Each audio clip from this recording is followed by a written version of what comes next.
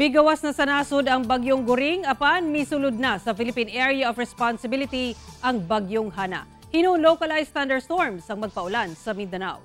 Uling na matikdan ang tropical storm Hana sa gilayong 1,160 kilometers sidlakan sa extreme northern Luzon. Sumala sa pag-asa, wala gipaabot nga maglandfall ang bagyong Hana sa nasod ug posible ra sab kini nga mogawas sa par ugma. Samtang bisan migawas na sa nasod ang bagyong Goring kagabi, padayon niini gipakusog ang hanging habagat nga makaapekto sa dakong bahin sa nasod, lakip ang trough niini.